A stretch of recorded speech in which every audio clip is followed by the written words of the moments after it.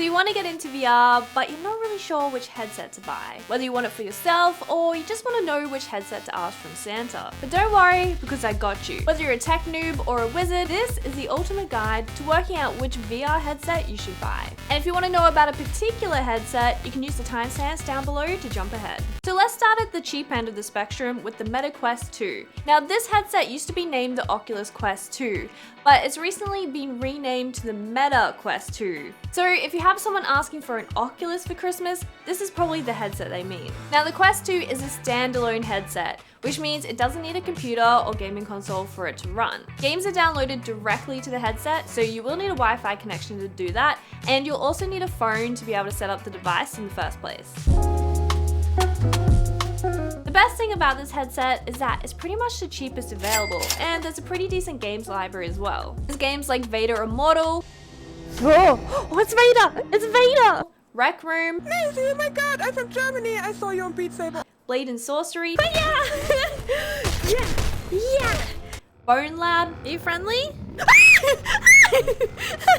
Okay, not friendly. And of course, most importantly, Beat Saber. I personally believe that Beat Saber is the #1 reason to play VR. I absolutely love Beat Saber, in case you couldn't tell. And when you buy a new Quest, Beat Saber actually comes free with it, which is pretty cool. Beat Saber comes with the default library of songs, or you can pay to get additional music packs. You can also mod your Quest to enable downloading custom songs, like in the videos you see me play. And luckily for you, I have a bunch of tutorials on how to do that stuff. So make sure you come back to my channel after you get your Quest to check out all my guides on getting the most out of your Quest. One of the other great things about the Quest is that you can also use it with a gaming PC. You can plug it in or just connect it wirelessly, so then you can access a whole library of PSVR games on your Quest. Because the Quest is a standalone headset, it doesn't have the same graphics capability that a PC would, so it's really cool that you can connect your Quest to the PC and be able to play all those high quality PSVR games, but you do need to have a gaming PC. But I think it's really cool that you have this option with the Quest. You can play the standalone games, or you can plug it into your PC to unlock even more games.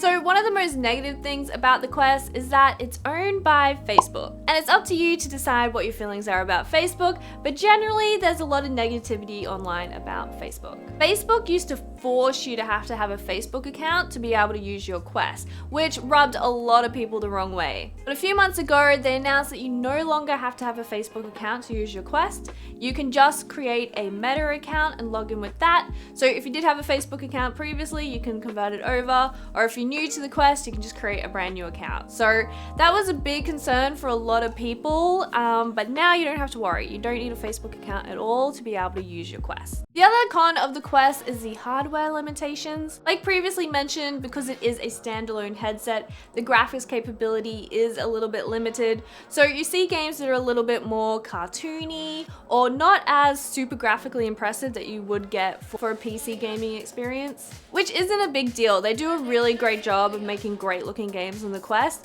but it's also important to have expectations around that. I think sometimes people go into VR thinking it's going to be super realistic, and it can be, but the Quest is limited in that regard. And also because the Quest has a battery in it, there are limitations there. So you get around 2 to 3 hours of playtime, which I find is generally enough anyway.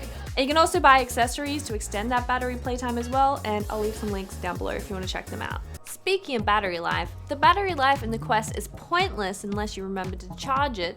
That's why today's sponsor may be right up your alley. The Nexigo Enhanced Charging Dock is a stylish way to always keep your Quest charged. I always forget to plug in my Quest, but the dock makes it super easy to just slot it in and charge. It comes with a magnetic adapter that plugs into your Quest so it automatically starts charging when sitting on the dock. But not only does it charge your Quest, it also charges your controllers. The dock comes with rechargeable batteries, so when you slot in your controllers, they automatically start charging. The dock lights up orange while charging, then turns blue when completely charged. This dock has been a real lifesaver for me, and it may be a good option for you to consider for yourself or even a Christmas gift. Thanks Nexigo for sponsoring this video, but let's head back to the video to hear more about the Meta Quest 2.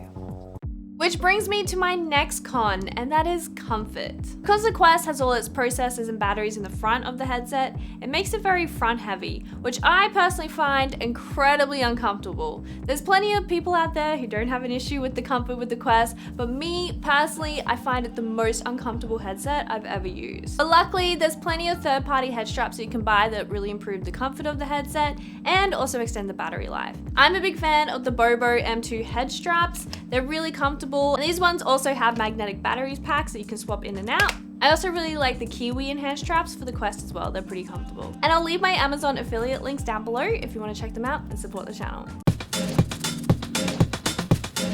There's been lots of rumors floating around about the Quest 3. Meta recently did release the Quest Pro, and we'll chat a little bit more about that at the end. But there's currently no official confirmation of a Quest 3, but there's most likely one coming the end of next year. Leaked data analyzed by Sadly It's Bradley showcases the Quest 3 will likely have a better processor and support for improved pass-through capabilities, but at this stage, that looks like it. It doesn't look like it's gonna have any eye or face tracking or anything like that. So I guess it's up to you whether you think it's worth waiting a whole year for a maybe headset. So wrapping up the Meta Quest 2, I think this is a really good headset. It's generally the best kind of consumer entry-level VR headset that you can get. It's the most popular one you can buy, and I think price-wise, it's pretty decent. Like, it's cheaper than a gaming console. And personally, I think you get way more out of a VR headset than you do with a gaming console. And there's a really good mix of games available for all ages, and even some decent free ones as well. And if you're a parent watching this because your kids asked you to buy a VR headset for them, I guarantee that there's probably games in the VR headset that you will really love. So you may be surprised, you may want to steal the VR headset from your kids as well.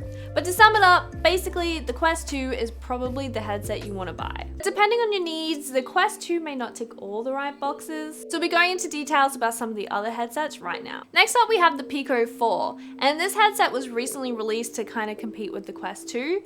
And if you're not familiar with Pico, they're kind of a newish company that were purchased by ByteDance, and ByteDance own TikTok.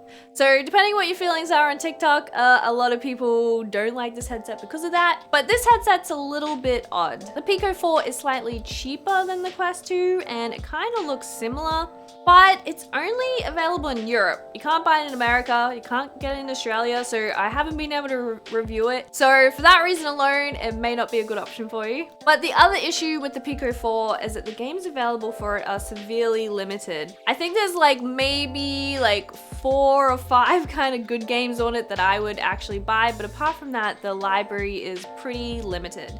Outside of that, the headset looks really cool and I'm excited for its future, but for now, I don't recommend it due to its limited games library and its availability. Next up, we have the PlayStation VR 2. So Sony just announced that the PlayStation VR 2 is coming in February of 2023, and it will cost you $549.99. So you will need a PlayStation 5 for this VR headset to work, and it will not work with the PlayStation 4. So if you already have a PlayStation 5, this may be a good option to consider. Otherwise, you could ask for a PS5 for Christmas and save up your pennies to buy PSVR 2 next year.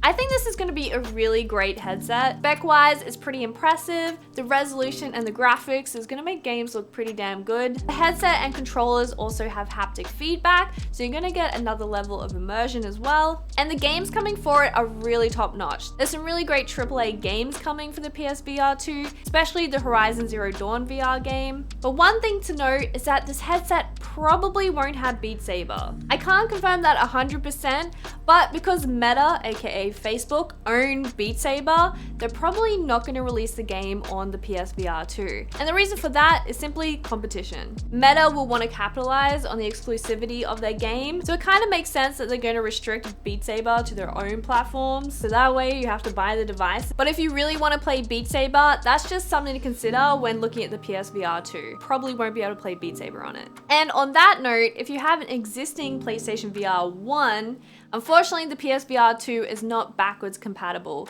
So all the games you bought for PSVR 1 won't work on the PSVR 2. Next, we have some PC VR headsets, and these are the ones that you'll need a gaming PC to be able to run. And if you are investing into PC VR, They say you want a GTX 1080 or better for your graphics card, but I personally recommend if you're going to be investing a lot into PSVR, you kind of want a graphics card that's a bit better, maybe like a 2080 or better, because that way you're going to get the most out of your PSVR gaming experience. Starting out for PSVR, there's the Vive Cosmos and the HP Reverb G2.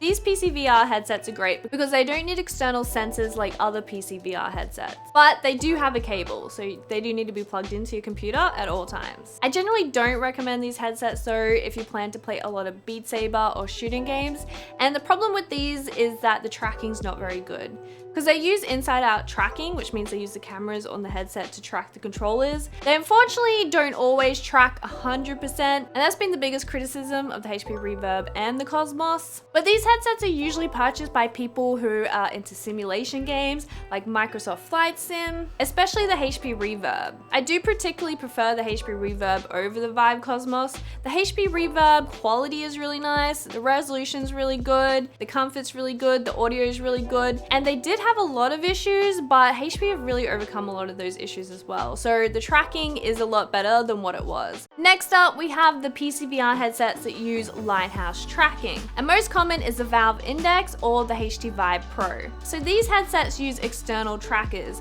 which means that you have to place these little lighthouse trackers around your room, and you usually need a pretty big space to be able to get the most out of it. So one of the benefits of external tracking is that you do get improved tracking for games like Beat Saber or shooting games. Because with games like Beat Saber or a lot of movement games, you're moving controllers around your body all the time and you're moving them fast, so external trackers can kind of track them from a full 360-degree angle.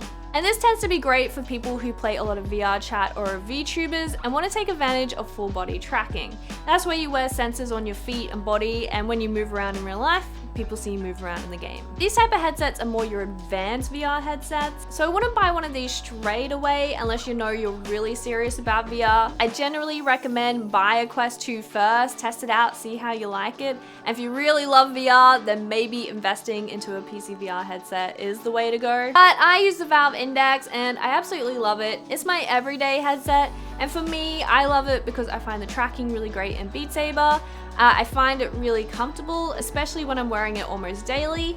And also the microphone and headphones are really, really good, and that's super important to me as a content creator. So these are all little considerations that may be important to you. For me, having a good microphone, very, very important. Hardware-wise though, it is starting to be a little outdated. The resolution is way lower than a lot of headsets available on the market, and you can't use it wirelessly, but an Australian company is releasing a wireless adapter for the Valve Index, which I'm very excited about. So you do have the option there if you want to go wireless, but it's not cheap, but I think personally worth it. The Vive Pro 2 is another option for PSVR. It does have the option of wireless by buying an adapter, and it is pretty similar to the Valve Index. The resolution is a lot better, and it does also have eye tracking, so again, if you're doing something like VTubing or VR chat, it can be really cool for that. The Vive Pro 2 is a little bit more expensive, but if I had a choice between the Vive Pro 2 and the Valve Index, I'd still probably choose the Valve Index, even though the specs are technically better on the Vive Pro 2. I much prefer the Valve Index controller over the Vive, and for just like comfort and audio and all that stuff, I just prefer it as an everyday headset. But in conclusion, I only recommend those headsets if you are an advanced VR user, but if you are new to VR, I generally recommend purchasing a Quest 2 first to test out VR and see how you like it. But I know there's plenty of gaming and tech enthusiasts out there who just like to jump in and buy the best stuff first. So the Vive Pro 2 or the Valve Index may be a good option there. Now, I did want to quickly cover the Quest Pro. The Quest Pro pretty much literally just came out, and I haven't had a chance to review it yet, but this headset is expensive. It's $1,500 to buy, and it's a standalone headset, so you don't need anything to use it, but it's not designed for gaming. This headset is more designed for business and productivity, and it does have some really cool tech like full color pass-through and like mixed reality stuff, and it's got eye and face tracking, which means when you're talking the headset, people can see your face movements, which is some really, really cool tech. But at the moment, it seems more as like a tech demonstration. It's not really designed for kind of your average consumer. I hope to get my hands on one soon. I think the Quest Pro is a really good example of what's to come in the future for VR, and we can look forward to those kind of features coming to newer Quest headsets. But for now, I think the general consensus from most VR reviewers is that cool tech, don't buy it. But that pretty much sums up my VR headset video. Hopefully this has helped you understand the differences between all the VR headsets. There's so much info I could go into, and I really hope this video isn't too long because I could talk about it all day. Gist of it is that basically the Quest 2 is the best VR headset you can buy at the moment. But I would really love to see some really good competition in that space soon. There's rumors of Apple bringing stuff out, so we'll have to keep an eye on that because competition's always great. It brings prices down, it brings more innovative tech, and we'll have fun things to play with. So leave a thumbs up if you found this video helpful, and if you do own a VR headset currently, leave a comment down below and why you like it to help other people looking to purchase as well. Alright, I'll see you later!